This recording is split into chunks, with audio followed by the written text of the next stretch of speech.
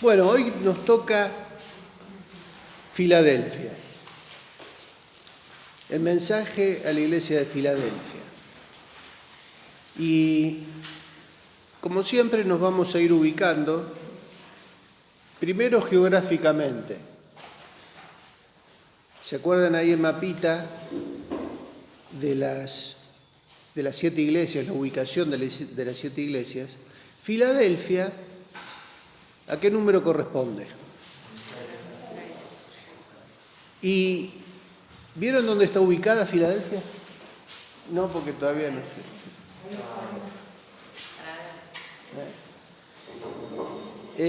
Hay un detalle, será el puntero. Mirá, qué lindo. Qué lindo. No, Filadelfia. El chocho. El orden de los mensajes arranca acá. Y no te puedo creer que se me está acabando la pila. Viene desde Éfeso, va subiendo, va hacia el norte. Esta es la ruta, es una ruta, ¿no? Y desciende después hacia el oriente. Acuérdense que el mar Egeo comunica esta parte de lo que es Turquía en la actualidad con Grecia, que está para este lado, ¿no? Macedonia, Grecia. O sea que los viajes por mar venían desde este lugar hasta estos puertos, Éfeso, Esmirna. Lo más recto era Éfeso o Esmirna. Y la ruta, o las rutas existentes, iban derecho así. Se me va a apagar. Entonces Filadelfia tiene una importancia estratégica, porque los que venían por esta ruta no bajaban en la Odisea para después seguir viaje. Era más cerca Filadelfia y seguían la ruta hacia el oriente por acá.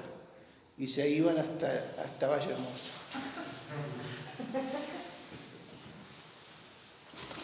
Filadelfia tenía esa importancia estratégica. Dentro de las rutas, acá ya no tiene tanta importancia la parte de la costa, sino la parte de las rutas que comunicaban con lo que era el oriente. Entonces, Filadelfia no tenía puerto, no tenía tantas cosas como las que tenían el resto de las ciudades, pero sí tenía una importancia por el lado del camino, pero también, como vamos a ver, era un bastión en cuanto a, en la época más que nada con respecto a la cultura griega, era un bastión que permitía conectar el mundo con la cultura helenística, o sea, griega, con el resto del imperio, y se la consideraba, como vamos a ver en el apunte, como la puerta al oriente, ¿no? Era una puerta abierta al oriente, no tanto por lo comercial, sino por lo cultural. En algunos registros se dice que la provincia del imperio que continuaba, o sea, que era una zona limítrofe de provincias, ¿no?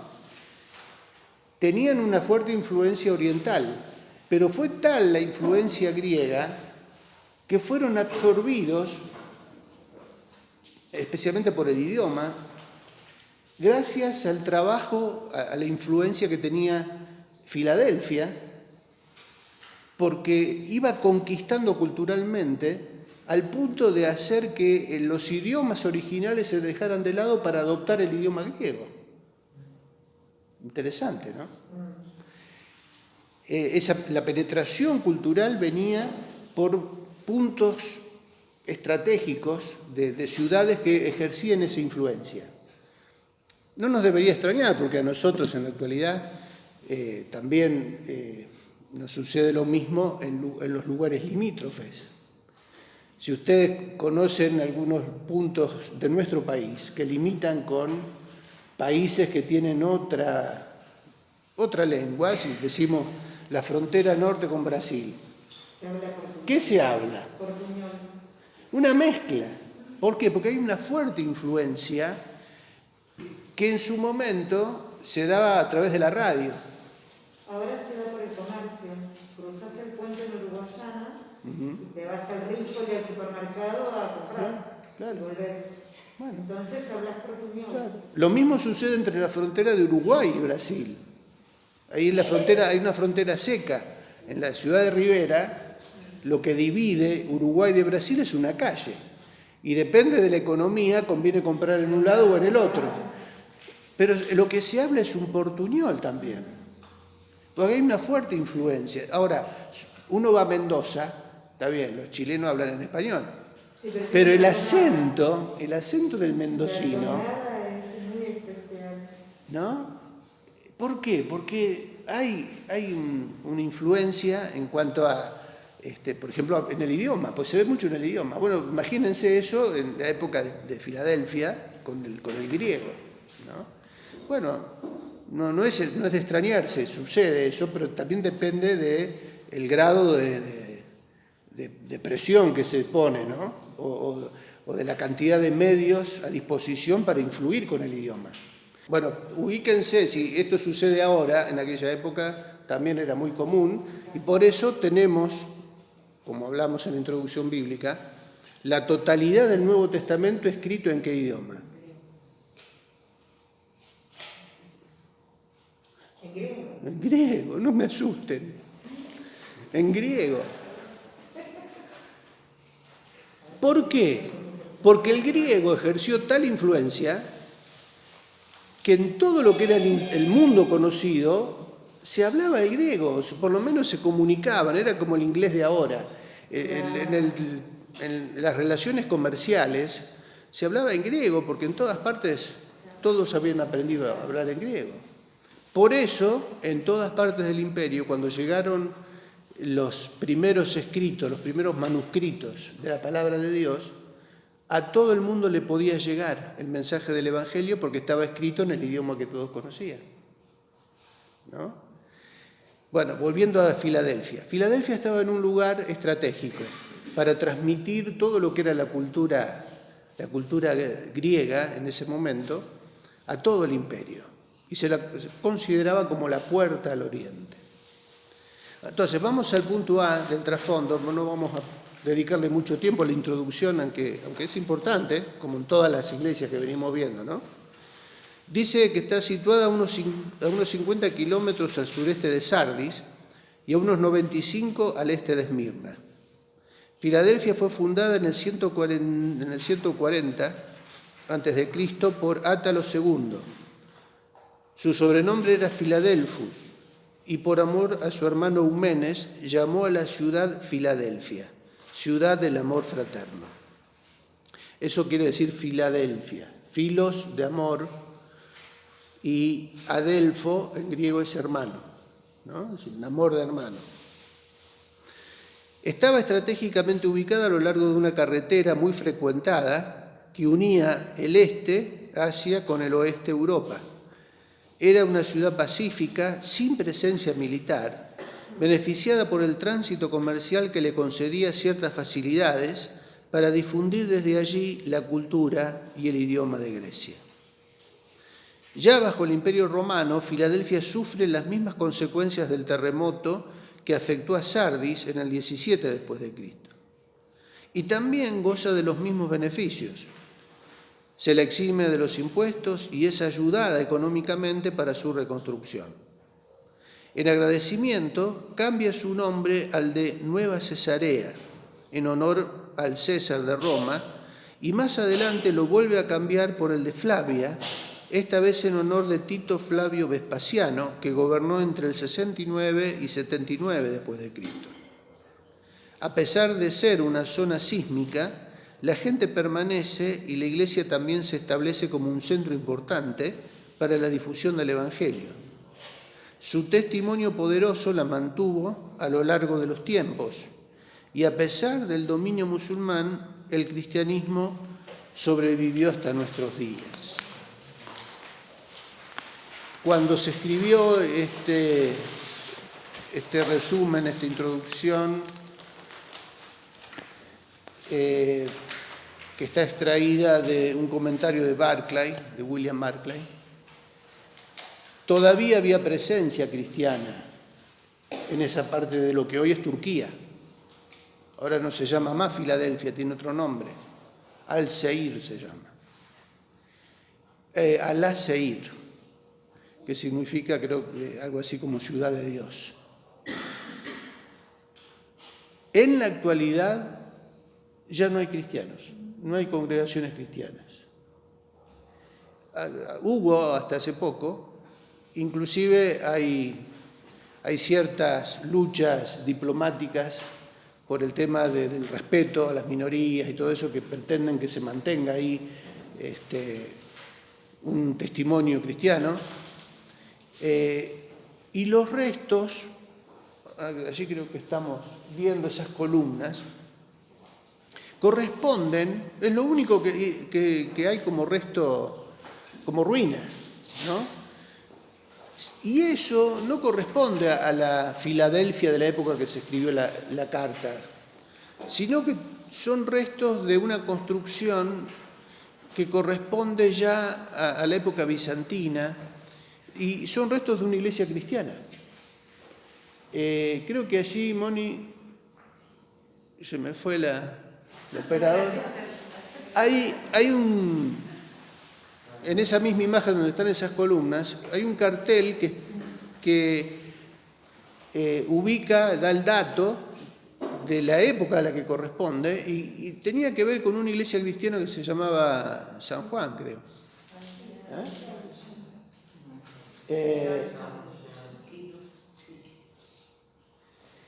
O sea que esa ruina sigue siendo un dato de un registro relativamente moderno. No tiene nada que ver con la época de esta iglesia de Filadelfia.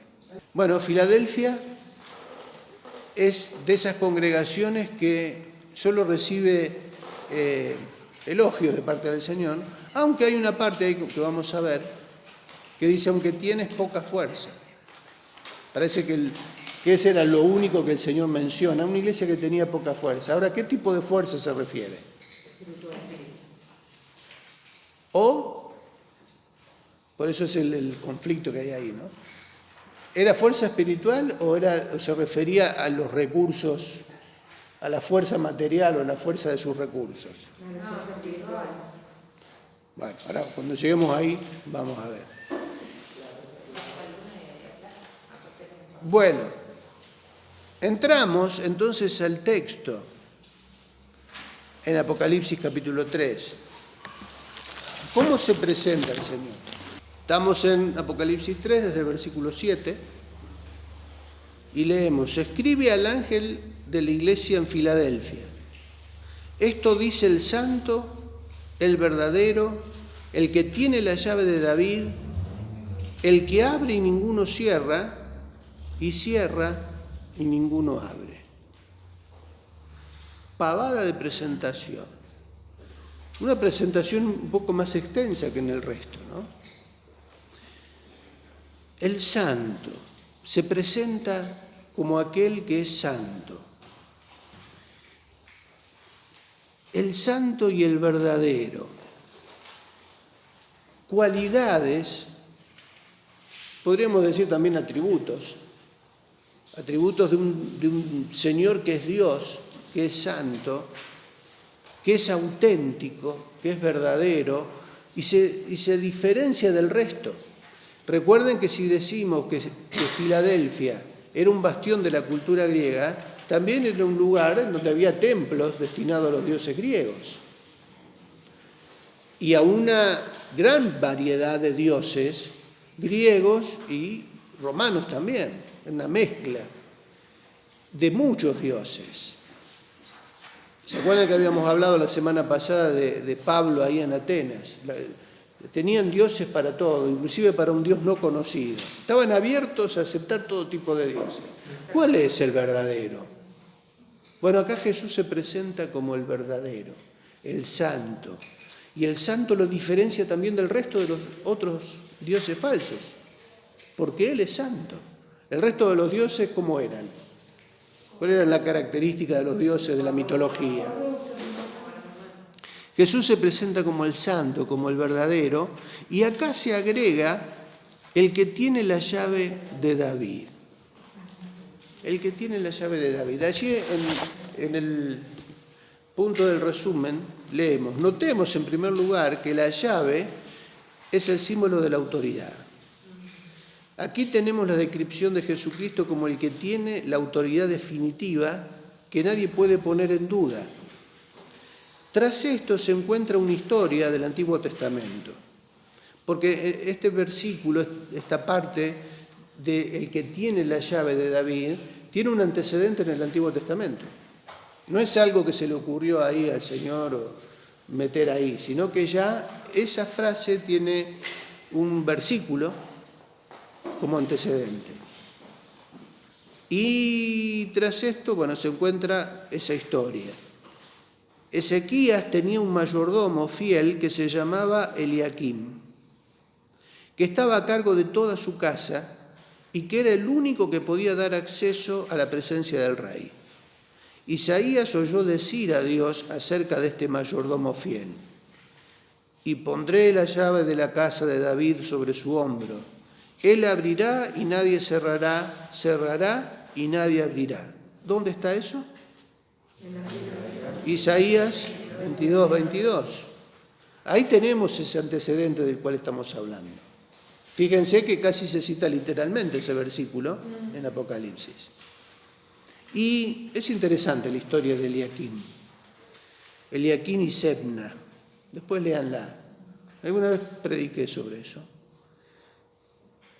Y habla de dos tipos de mayordomo. Uno que era fiel, honesto, y otro mayordomo que Sebna era un personaje. Había hecho plata, nadie supo de dónde la hizo. Pero era mayordomo del rey. Y los mayordomos, como dice ahí en el resumen, una de las cosas que hacían era habilitar, manejar la agenda del rey y habilitar a la persona para que lo vea, tuviera una audiencia privada, una audiencia personal. No cualquiera llegaba a la presencia del rey, sino era a través de, en este caso, Eliaquim. La figura de la llave sobre su hombro también es interesante. Vieron que ahí dice, pondré la llave sobre su hombro. Eran las llaves justamente que permitían tener acceso a diferentes lugares que estaban ahí en el palacio del rey, ¿no? Era como el que tenía todas las contraseñas y todas las... Bueno, esa llave en realidad era una llave física y por el tamaño de las puertas, las llaves eran llaves importantes, llaves grandes. Y se las colgaban, se las llevaba colgada en el hombro. No había llaverito acá en la cintura. ¿No? Si se colgaban esa llave ahí, se descaderaban llevándola. Entonces se usaba, quizás por ahí en alguna película, en alguna descripción así, se ve que las llaves se colgaban al cuello. Algunos llevaban las llaves colgadas así en el cuello. Bueno, acá figura como en el hombro, como que podía estar colgada de la cabeza, pero por atrás del hombro, bueno. Pero en realidad esas llaves existían en forma física, eran grandes llaves. Y eran las llaves que daban acceso a los lugares importantes.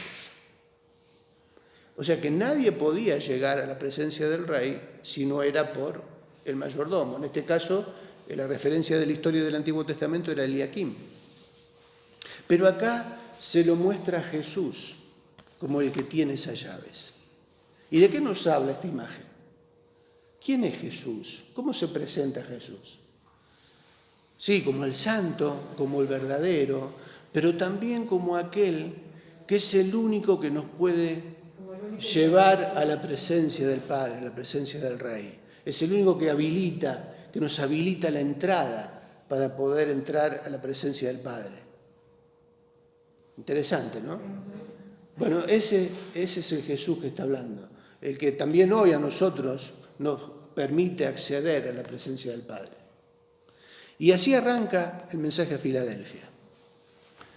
El que abre y ninguno cierra, y cierra y ninguno abre. El mayordomo tenía esa potestad. Si él abría, pasabas.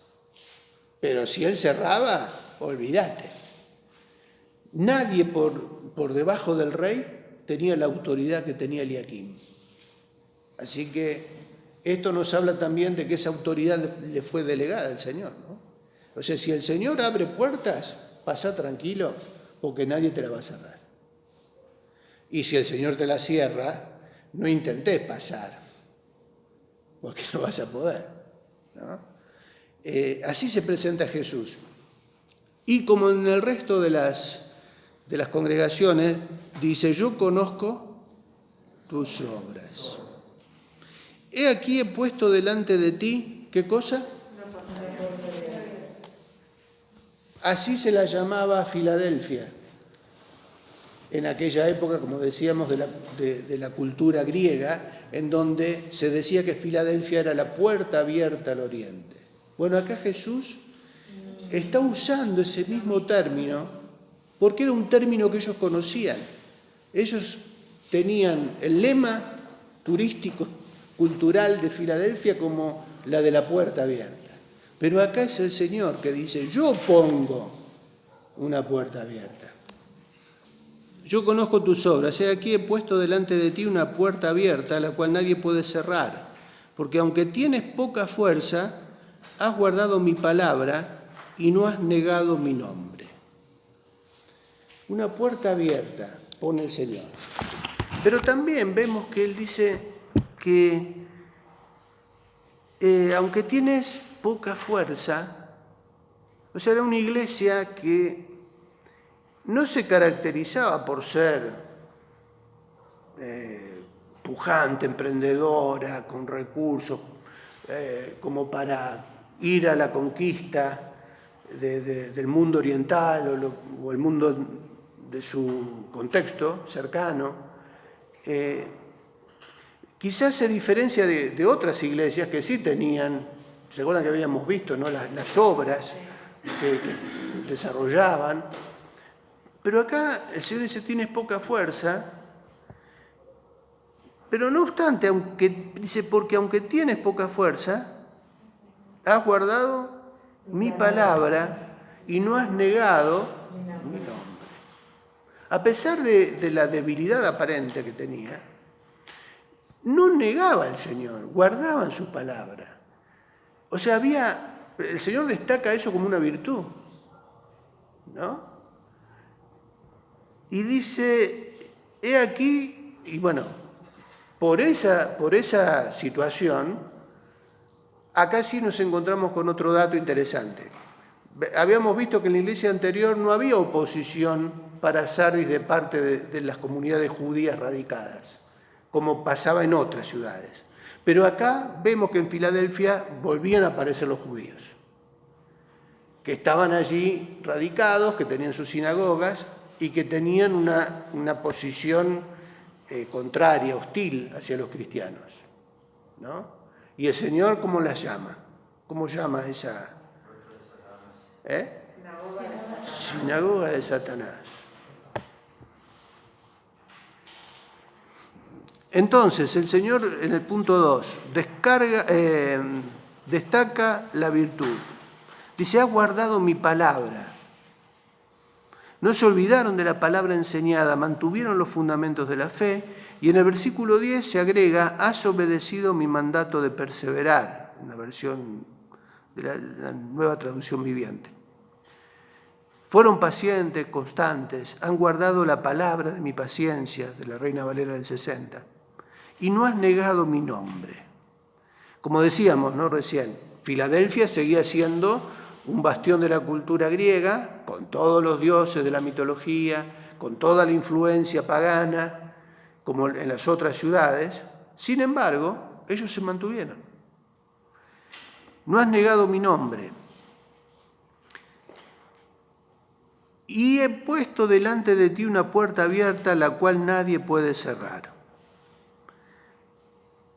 como vemos ahí en el comentario y lo que decíamos recién, ¿cuál era esa puerta abierta que el Señor le había abierto a Filadelfia? Bueno, se puede especular con diferentes interpretaciones. Algunos decían que tenía que ver con la ventaja estratégica de Filadelfia para, así como se conquistaba con la cultura, ahora podía esa iglesia conquistar ¿con qué? Con el Evangelio, con la palabra. Podía predicar la palabra desde ese lugar. Se dice que Filadelfia fue un punto misionero desde donde salían predicadores hacia el oriente. Porque justamente como gozaba de esa ventaja estratégica y era una ciudad que tenía sus recursos, podía ser un centro misionero. Pero también se puede aplicar a que esa puerta abierta que el Señor hablaba tenía que ver con su entorno cercano. Puede incluir las dos tranquilamente, ¿no? ¿Tiene que ver con qué?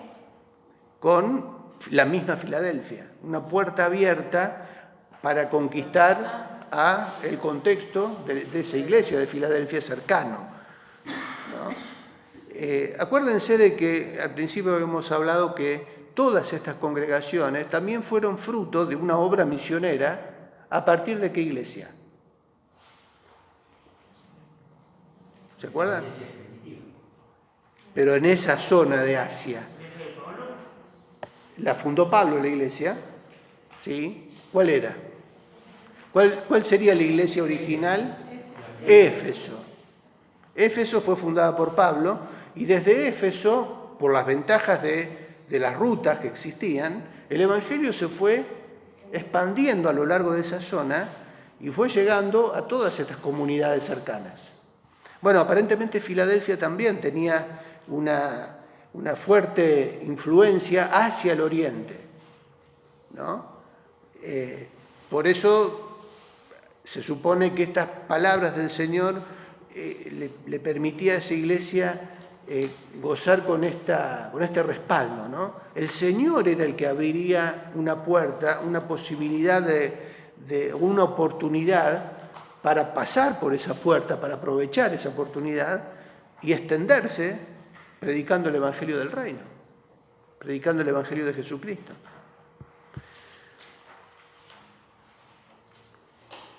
Y continúa diciendo,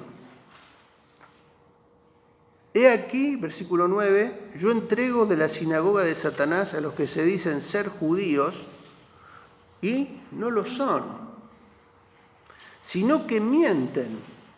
He aquí yo haré que vengan y se postren a tus pies y reconozcan que yo te he amado.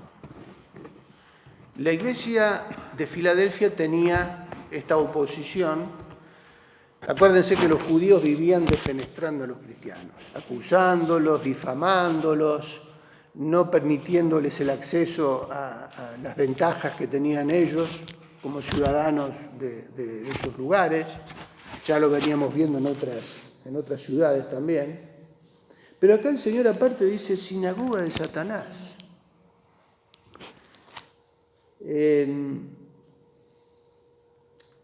¿Qué hacían los judíos cuando los cristianos aparecían en alguna de esas ciudades?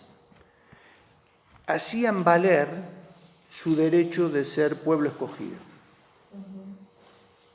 Ellos eran el pueblo escogido, ellos son el pueblo escogido.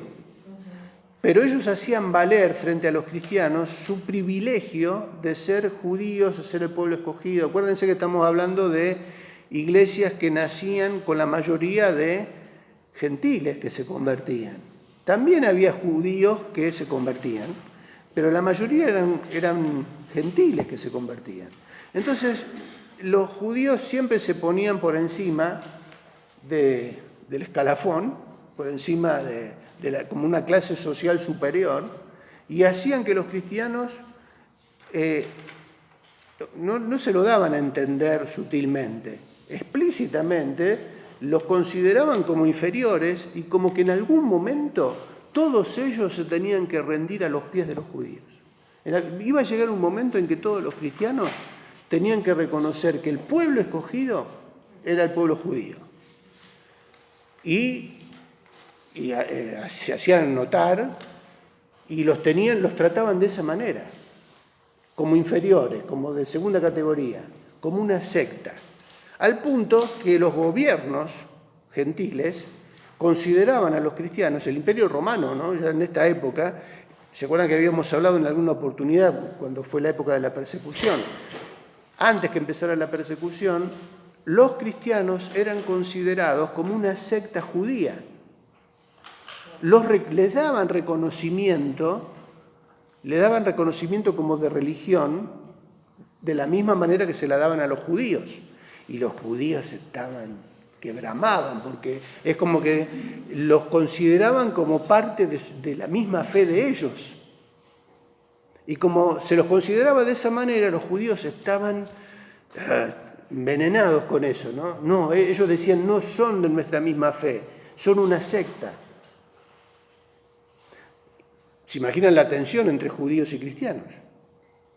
Bueno, en Filadelfia sucedía esto. ¿Alguien decía algo? Sí, pero pregunto, acá Dios le está tomando a ese lugar como dice sinagoga de Satanás, ¿a todos los judíos o a esos especialmente que no estaban guiados por Dios? Porque en esa época los judíos creían en Dios, seguían las leyes. Pero no sé si los considera a todos como hijos de Satanás o a esos. No, a esos que estaban ahí en Filadelfia, que tenían una sinagoga, que se reunían y que el Señor, si bien era una congregación judía que estaba ahí, porque la palabra sinagoga se refiere a eso, ¿no? Al lugar de reunión de los judíos cuando se juntaban para la hora del culto, por decirlo de alguna manera. Y él dice: yo entrego de la sinagoga de Satanás a los que se dicen ser judíos y no lo son, sino que mienten. Y aquí, aparte, agrega esto: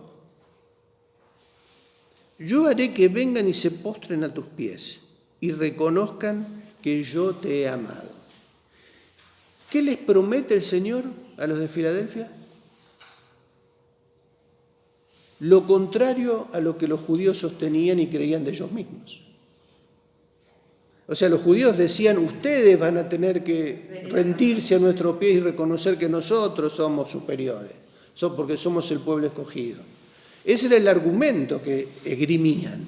Pero acá Jesús les dice que esos que se ponían por encima de ellos, creyéndose superiores, un día iban a postrarse delante de ellos y reconocer, ¿qué cosa? Que Jesús los había amado.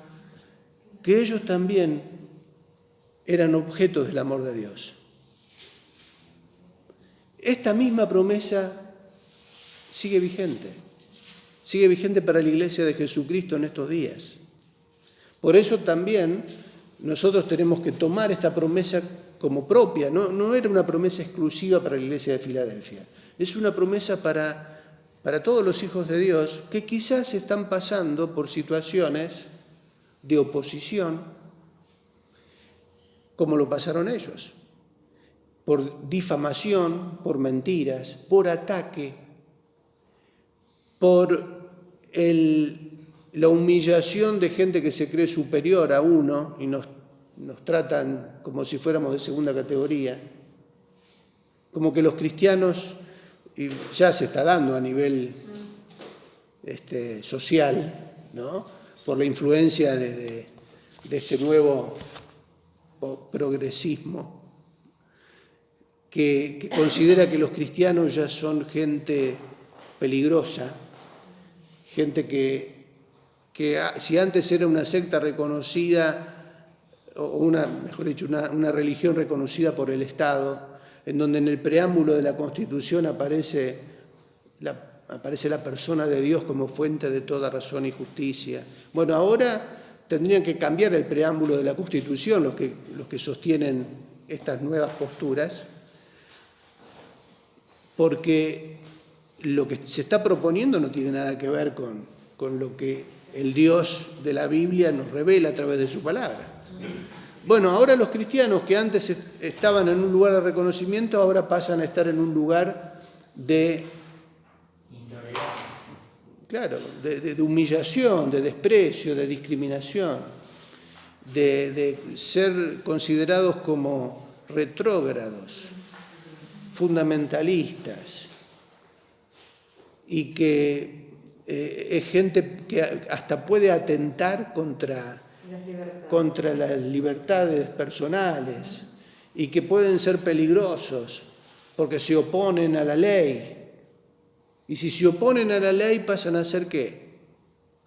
Subversivos, terroristas, que no reconocen la autoridad del Estado. ¿Se dan cuenta? Y no es de extrañarse que también nos digan, va a llegar el momento que ustedes van a tener que rendirse a nuestros pies, van a tener que aceptar nuestras condiciones. De hecho, también, de otra manera, hay muchos siervos de Dios que ya están sufriendo eso, congregaciones que están padeciendo eso, y que en estos, hay tiempos en el año, bueno, esto tiene que ver con otro tema, ¿no? Pero en esta época del año, y que tiene que ver con los días posteriores a Halloween, hay también una oposición espiritual, hay una lucha espiritual muy densa, que apunta, hay sectas de la zona que ayunan en contra de los pastores, ayunan. Tienen ceremonias secretas en donde hacen trabajos en contra de las iglesias y de los siervos de Dios. Cuando llega la fecha justamente de Halloween, no sé, no tengo datos de acá de la zona, pero no me extrañaría, porque en la cumbre en algún momento lo hicieron. Y si ustedes buscan información acerca de este movimiento espiritual, una de las cosas que el enemigo hace a partir de esta época del año es generar una oposición hacia el cristianismo, trabajando a través de brujerías, a través de un montón de maniobras que usan ellos, para atacar a los siervos de Dios y a las congregaciones. Y ha pasado que coincide ese tiempo con un tiempo en donde la iglesia es como que baja la guardia, como que hay una... Porque tiene que ver con la época del año, decimos nosotros, ¿no? Llega esta época del año y claro, ya viene la temporada, ya viene la fiesta, ya nos relajamos, ya se termina el año, ya estamos en noviembre, y bueno, ya terminan las actividades oficiales de la iglesia, termina la escuela bíblica, termina esto, termina lo otro, ya bueno, es como que hay un relajamiento, ya no se emprende nada porque ya termina el año y se va hasta después de las vacaciones. No se comienza nada, es como que hay un aletargamiento. Y ese aletargamiento no es solo un freno o una inactividad en cuanto a las actividades sociales de la iglesia, sino que también hay una cuestión espiritual. Bueno, pero forma parte de otro tema que en algún momento lo vamos a charlar. Por eso es tan importante en la iglesia el ministerio de intercesión. Necesitamos recuperar, revitalizar el ministerio de intercesión, que no es solo interceder por necesidades de los hermanos, es batalla espiritual, es un momento en donde esta lucha que tenían nuestros hermanos de la antigüedad, también la seguimos teniendo nosotros, y son luchas invisibles, en donde tenemos que estar más atentos que nunca, no relajarnos, en donde el enemigo va a pretender difamar, frenar, impedir, generar divisiones, generar conflictos, atacar a los siervos de Dios. Siempre pasó y va a seguir pasando, no nos debería extrañar esto. Pero justamente sabiéndolo, tenemos que estar alertas, ¿no? Y presentar batalla, sabiendo que la victoria es nuestra. Con más razón, tenemos que estar ahí. Pero no debemos descuidar este frente, este flanco en la muralla. Bueno, esto es un paréntesis quizás en esto, pero creo que por algo es necesario que lo hablemos también en este tiempo. Y por eso también la semana de oración y ayuno, ¿no? Por eso también hay que prestar atención cuando hay muchos enfermos y debilitados entre nosotros. No es casualidad. Bueno, de esto también quizás en algún momento hablemos más profundamente. Pero ¿vieron la advertencia que se nos hace en 1 Corintios sobre la Santa Cena? Participar dignamente y el peligro de participar indignamente. Por eso hay muchos debilitados y enfermos entre vosotros. Examínense. Si nos descuidamos y les abrimos puertas al enemigo para que tenga derecho a meterse, para debilitarnos y para hacernos caer en pecado, y bueno, las consecuencias se van a manifestar. Pero bueno, este es otro tema. ¿O quieren que sigamos hablando? Pero, ¿se entiende el punto? ¿Se entiende la necesidad de prestar atención a esto? ¿No? Y frente a esta, porque es una necesidad, es algo real, no es un invento de nosotros, no es un invento mío. Lo vemos en la palabra y por alguna razón el Señor le dijo estas palabras a la iglesia de Filadelfia. Los estaba animando, los estaba preparando para la lucha, para que se fortalecieran en el Señor y en esta promesa. Yo les voy a entregar a esta sinagoga que se creen superiores a ustedes, que se creen que están por encima de ustedes, que los humillan diciéndoles que ustedes se van a postrar a los pies de ellos. No, va a ser todo lo contrario. Por eso yo pretendo que esto nos aliente también a nosotros en este tiempo. No, los enemigos de Dios un día se van a tener que doblar las rodillas delante del Señor. Pero acá también nos habla de que en ese tiempo presente de la iglesia de Filadelfia, esos judíos se iban a humillar delante de los cristianos reconociendo que Dios los había amado. Y ¿saben una cosa? Se dice que esa secta de Satanás, que muchos de esos judíos que pertenecían a esa sinagoga, se convirtieron.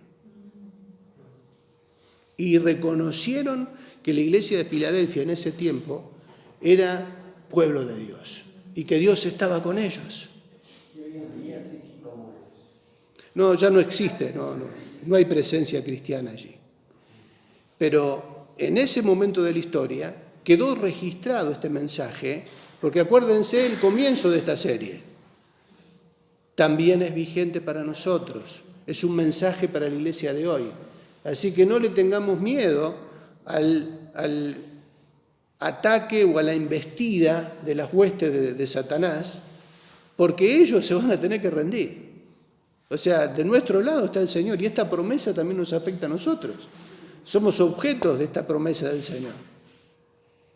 Y si bien hay que pelearla, en algún momento van a terminar reconociendo que somos objetos del amor de Dios y que la presencia del Señor está con nosotros. ¿Amén? ¿Por qué? Versículo 10. Por cuanto has guardado la palabra de mi paciencia, yo también te guardaré la hora de la prueba que ha de venir sobre el mundo entero para probar a los que moran sobre la tierra. Otra promesa. Cuando estaba escribiendo esta parte, estábamos en plena pandemia, el comienzo de la pandemia. Y yo creo que también en algún momento de entrada, al principio, cuando se grababan los mensajes que se mandaban por WhatsApp, ¿se acuerdan? Hablábamos justamente de esto, de que a la iglesia del Señor también le afecta lo que afecta a todo el mundo. Y el Señor no es que nos puso en una burbuja de cristal para que nadie se contagie. No, nosotros estuvimos y estamos expuestos a los mismos problemas y a las mismas debilidades o estamos expuestos al mismo riesgo que todos. Pero la promesa del Señor, ¿cuál es? Y él dice, acá le decía a la iglesia de Filadelfia, que iba a venir un tiempo de prueba que va a afectar al mundo entero, algo global. Seguramente en esa época lo que era el mundo conocido era toda esa zona, ¿no? Para ellos el universo, sí, todo lo que era el mundo era hasta donde llegaba el imperio, ¿no? Los lugares conocidos. Y de hecho la historia registra pestes, terremotos, guerras de todo tipo, o sea, problemas de los que quieran. Bueno, todos se dieron a lo largo de la historia, incluyendo pestes y pandemias. Y los cristianos estaban ahí en el medio. Y cuando nosotros nos dimos cuenta de esta situación, una de las cosas que mencionábamos para alentarnos es que aprovechemos también esos momentos. ¿Para qué?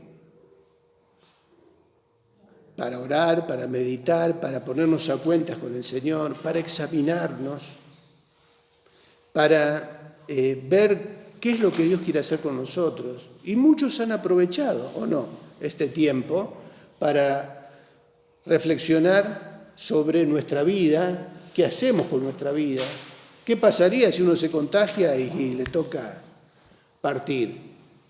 Sí, somos hijos de Dios y todo, pero ¿qué hicimos con el tiempo de vida que Dios nos regaló? Entonces, muchos de nosotros, entre los cuales me incluyo, tuvimos que poner mi barba en remojo, por eso se me achicó un poquito. O sea, ¿qué significa eso? No, esto es serio. Entonces, yo creo que Dios nos da una oportunidad también a nosotros para que en tiempos como estos meditemos qué estamos haciendo con nuestra vida. Y también el enemigo se mueve, y así como muchos se han afirmado en la fe, otros se han quedado en el camino, ¿o no? Se volvieron al mundo, y algunos están ahí luchando con sus crisis de fe, y por eso uno tiene que meditar en todo esto, ¿no? Son tiempos de prueba.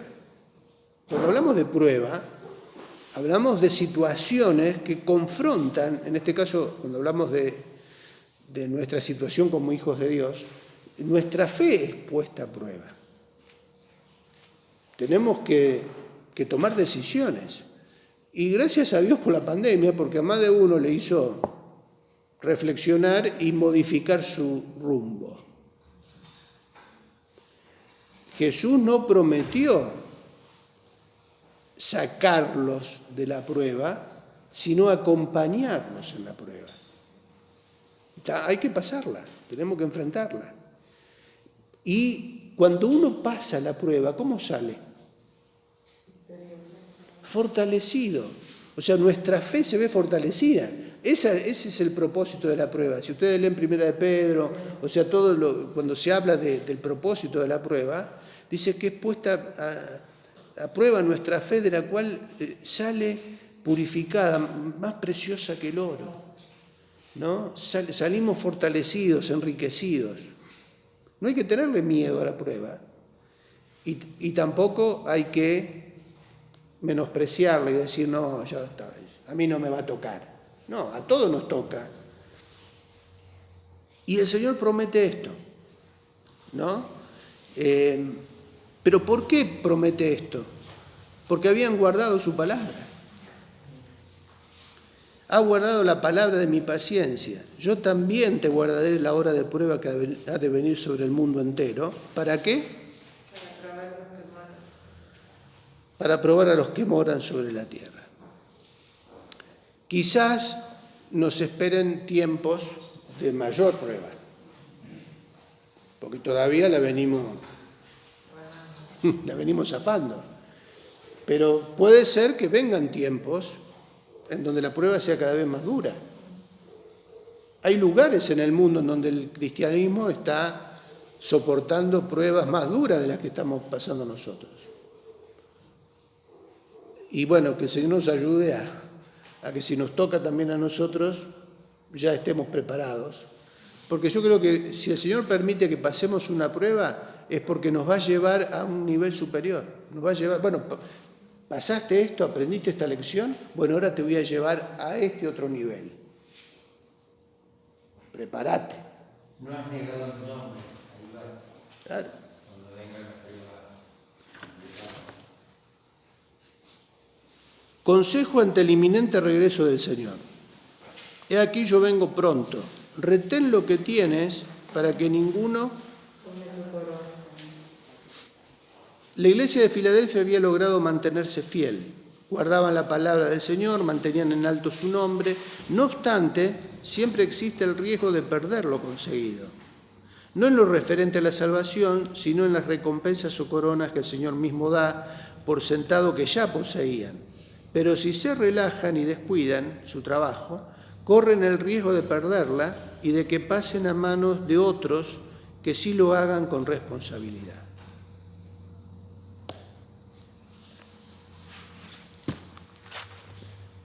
Hay que tener cuidado de perder aquello que el Señor nos encargó o nos dio como una responsabilidad, o hasta como una recompensa, ¿no? Como una corona. Pero cuando el Señor nos da algo o nos encarga algo, si nosotros no lo hacemos, ¿qué va a pasar? ¿Qué puede pasar? El Señor le va a dar a otro que sí lo va a tomar con responsabilidad y lo va a llevar adelante. ¿Se acuerdan la parábola de los talentos? El que guarda, el que esconde aquello que el Señor le encargó, no va a perder la salvación. Acá no se está hablando de que, bueno, como castigo te vas a ir al infierno, no. Pero como hijos de Dios, el Señor espera que, así como un padre espera que su hijo haga su voluntad, también Él espera que nosotros hagamos lo que Él nos encarga, o lo que Él espera que hagamos. Obedientes. Claro. Pero si no lo hacemos, bueno, el Señor lo va a hacer igual. En alguna oportunidad Jesús dijo, si esto no claman, si esto no, las piedras van a clamar. Pero algo, o sea, la voluntad del Señor se va a hacer igual. El propósito se va a cumplir igual. Como decía Herminio. Como se nos cae el documento otra vez, ¿no? ¿Nadie sabe quién era Herminio? ¿Herminio Iglesia? Che, qué bárbaro, ¿no? Estamos viejos. Es de la época nuestra. ¿Nadie sabe quién era Herminio Iglesia? Herminio Iglesia es político. Sí, pero que se hizo famoso por qué frase. Contigo y contigo. ¿Cómo? Contigo y contigo. No, sí, algo parecido. ¿Eh? ¿Conmigo o sinmigo? Conmigo o sinmigo, dijo. Estaba en un discurso así como que ahí van, ¿no? Herminio Iglesia. Bueno, el Señor va a hacer su voluntad conmigo, con nosotros o sin nosotros. Qué bárbaro, che. Qué viejo estamos. ¿Eh? Qué viejo estamos. Qué viejo está Herminio Iglesia, ¿eh? Ah, también, que Silú es medio Herminio también. ¿Eh? Medio Herminio. Bueno, por eso el Señor dice, ojo que podés perder tu corona y la puede tomar otro. ¿Está hablando de eso?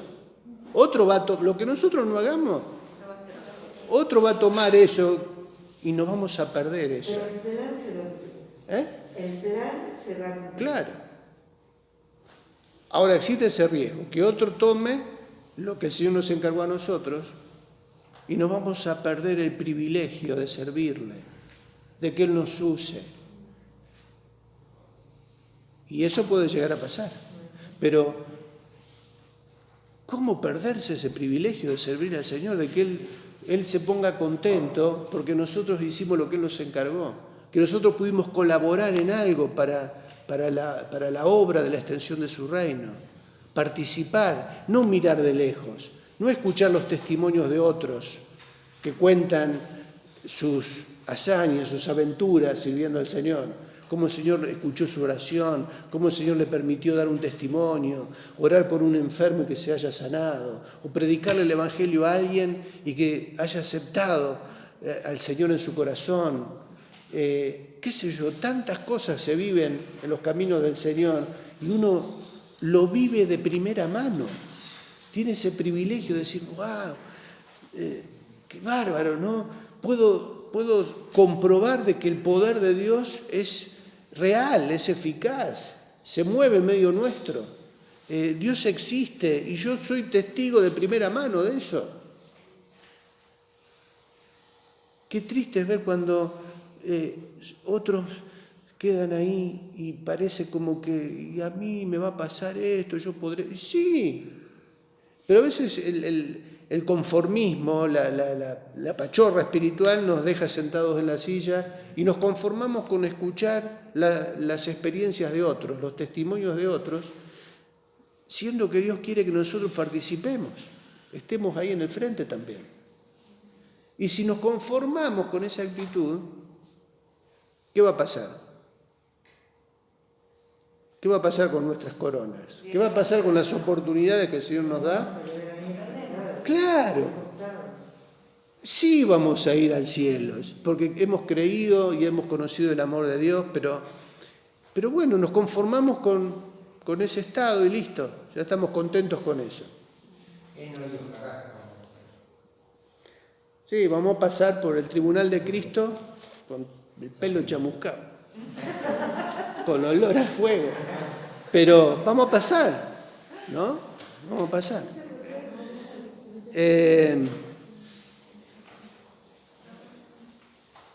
¿Vamos terminando? ¿Por dónde andamos? Promesa a los que vencieren, versículo 12. El que venciere, yo lo haré columna en el templo de mi Dios, y nunca más saldrá de allí. Y escribiré sobre él el nombre de mi Dios y el nombre de la ciudad de mi Dios, la nueva Jerusalén, la cual desciende del cielo de mi Dios, y mi nombre nuevo. Hay una imagen ahí de una columna. ¿Qué ven en esa columna? En esa columna, en griego, está escrito una especie de reseña que era muy común en esa época. Todavía sigue siendo. Se sigue usando. ¿Vieron cuando hacen algún homenaje a alguien que descubren alguna placa? Sí. ¿Esas placas dónde se ponen? En la pared de algún edificio público, en una escuela, ¿no? En un lugar así. Se descubre esa placa que dice fulano de tal, la fecha, en homenaje, y se le hace un reconocimiento, ¿no? En homenaje a su trayectoria, o en agradecimiento a su trabajo, y se hace como una reseña, aparece la fecha. Es algo que todavía se sigue manteniendo, pero tiene un origen por aquellos tiempos. Pero en este caso, ¿qué es lo que dice el Señor acerca de sus siervos? Acerca de sus hijos. ¿Cuál es la promesa que aparece ahí? También es lo mismo, es el mismo sentido con el cual se siguen haciendo los descubrimientos de placas en la actualidad. Pero acá el Señor dice que a nosotros se nos va a escribir y nos va a poner... ¿En dónde están esas columnas? ¿Se imaginan el cielo en un lugar en donde en esas columnas... Porque acá se habla así, ¿no? Como que en ese lugar va a haber un reconocimiento, va a estar registrado en una columna nuestro nombre. Pero también el nombre de ¿quién? De Dios. Y bueno, vamos a leer allí el apunte. Aquellos que terminaron la carrera habiendo permanecido fieles al Señor serán honrados eternamente como siervos de Dios con derecho a habitar la Nueva Jerusalén y el privilegio de conocer y recibir el nombre nuevo de Jesucristo. Ser como una columna que nunca va a ser derrumbada, en la experiencia de personas que vivían en un lugar sísmico, ¿se acuerdan que había sido destruida también esa ciudad? Conviviendo con el riesgo de que de un momento a otro todo puede caer, no deja de ser un sueño cumplido. O sea, aquellas personas que estaban escuchando que el Señor los iba a poner como una columna firme. Y eso implica seguridad, tranquilidad, un lugar que no se va a derrumbar. En alguien que vive en una zona que está a punto de caer en cualquier momento, tener esta promesa, ¿qué da? Seguridad y tranquilidad. Exacto. No solo por formar parte de un lugar eternamente estable y sagrado, sino por la dignidad de ser una columna, porque no a cualquiera se lo ponía en una columna. Tenía que ser alguien que se haya destacado por algo. En la arquitectura antigua, por la importancia de la función de sostener una estructura, existía la práctica de honrar a las personas que se distinguían por un acto heroico o por ser benefactores de la sociedad, escribiendo sus nombres o sus hazañas sobre las columnas o erigiéndolas específicamente para esa función. El nombre que se escribe sobre él, vencedor, es el de Dios mismo, como certificando su pertenencia. Se graba también el nombre de la Nueva Jerusalén, su destino final, y el nuevo nombre del Señor que solo será conocido cuando estemos en su gloria. Pareciera que el Señor está especialmente interesado en marcar la diferencia entre su Dios, 3 veces se repite mi Dios en un mismo versículo, con los dioses conocidos del paganismo greco-romano. La esperanza de los cristianos es totalmente distinta a la del resto de los mortales. O sea, este último versículo que está hablando de esta columna, ¿en dónde la ubica? ¿En la tierra o en el cielo? En el centro de Dios. Por eso es una promesa que también nos afecta a nosotros también, es para nosotros esto. Para aquellos que a pesar de la situación, que a pesar del entorno, se mantienen fieles al Señor, fieles a su palabra, que la guardan, todo lo que Jesús destacó de la iglesia esta, ¿no? Y las promesas que hay para ella. Por eso vemos que en Filadelfia el Señor destaca todo esto y promete, pone esperanza en la vida de los hermanos de esa ciudad, como lo sigue haciendo para nosotros hoy, ¿no?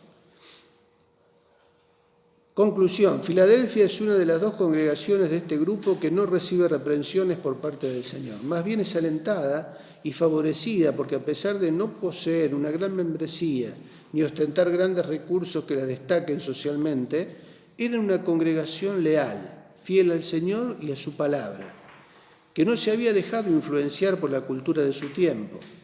Sus oponentes reconocen que Dios está con ellos. El Señor le abre puertas y garantiza su protección en la hora de la prueba y también le advierte sobre los peligros de perder lo que había conseguido. En una sociedad acostumbrada a cambiar de nombre, la Iglesia mantiene firme su identidad, la esperanza de recibir aquellos nombres que Dios mismo va a escribir sobre los que venzan.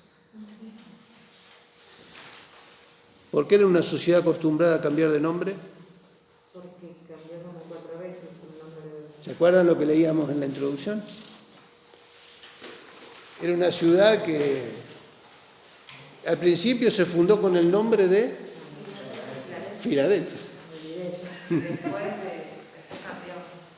Después del terremoto, ¿se acuerdan del terremoto? En el año 17, el mismo terremoto que destruyó Sardis. Sí. Bueno, cambia de nombre Filadelfia. ¿Y cómo se le pone? En honor al César. Nueva Cesarea. ¿Por qué? Porque el César también, como ayudó a Sardis y a otros lugares, también a Filadelfia la reconstruyó y la ayudó. Le perdonó impuestos y todo eso. Entonces, en honor a eso, ¿cómo le puso? Nueva Cesarea. Después vuelve a cambiar de nombre. Flavia. ¿Por qué Flavia?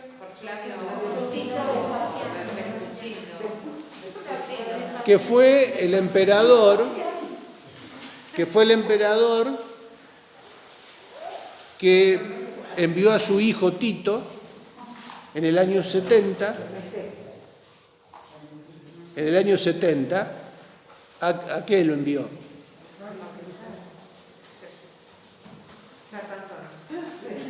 Pero se lo vimos en introducción bíblica. Año 70 después de Cristo. Destruyó Jerusalén, sitió Jerusalén y la terminó destruyendo en el año 70. A partir de ese año se dispersaron los judíos después por todo el mundo, ¿no? Se produjo la gran dispersión. Bueno, por este Tito Vespasiano se le cambia el nombre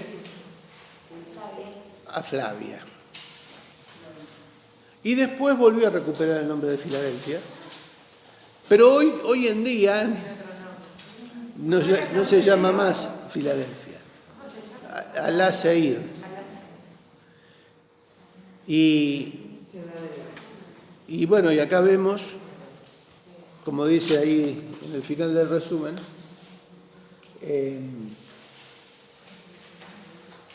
la esperanza de recibir aquellos nombres que Dios mismo va a escribir sobre los que vencen. O sea, Dios nos va a poner un nombre nuevo. Hay una promesa también allí en Apocalipsis, ¿no? A nosotros nos va a dar un nombre nuevo. Pero también va a escribir el nombre nuevo de Jesús.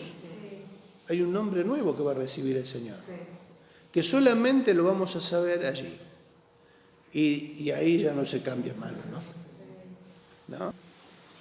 Pero bueno, esperemos que este mensaje también, así como alentó a la iglesia de Filadelfia, nos aliente a nosotros en este tiempo.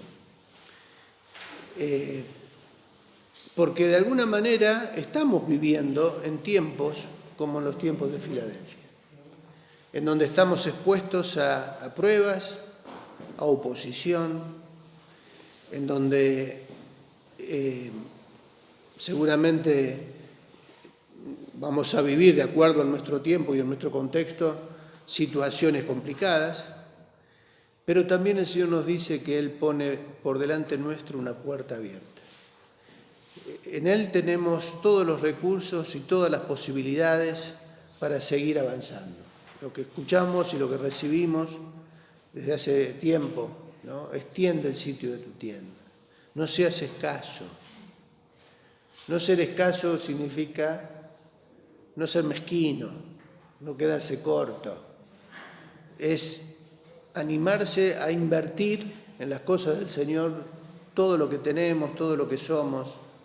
Y el Señor dice que Él nos va a abrir una puerta para que pasemos por ahí, no para que nos quedemos de este lado mirando como otros pasan. No, todos tenemos que pasar eso. Y ir detrás de aquello que el Señor nos muestre. Y todas esas promesas que están ahí también son para nosotros.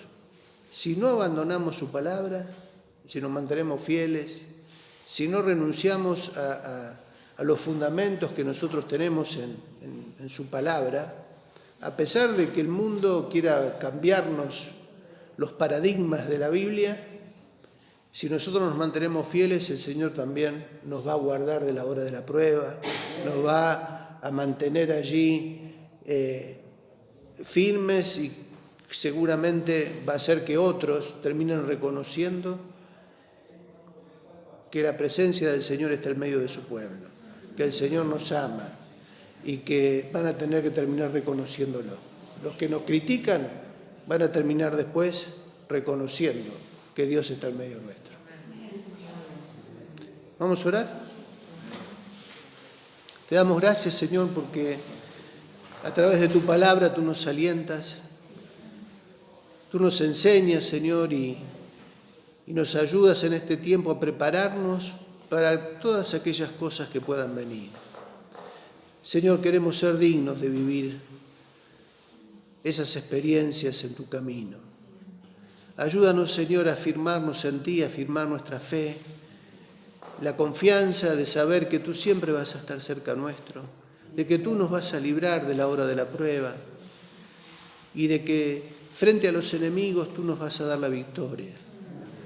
Señor, nos afirmamos en estas palabras y una vez más, Señor, te rogamos que tengas misericordia de nosotros y que si hemos estado mirando de lejos, sin participar de todo esto, te pedimos, Señor, que tú nos des la oportunidad de poder servirte, de poder ser participantes de aquellas cosas que tú has encargado a tus siervos a lo largo de toda la historia de tu pueblo. También nosotros queremos participar de eso, Señor.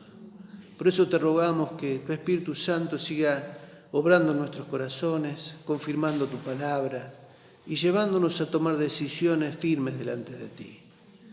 Dejamos nuestras vidas en tus manos, Señor. Cuídanos al regresar a casa. Bendice a aquellos que hoy no pudieron estar con nosotros y que tu palabra también los alcance. Lo rogamos en el nombre de Jesús. Amén.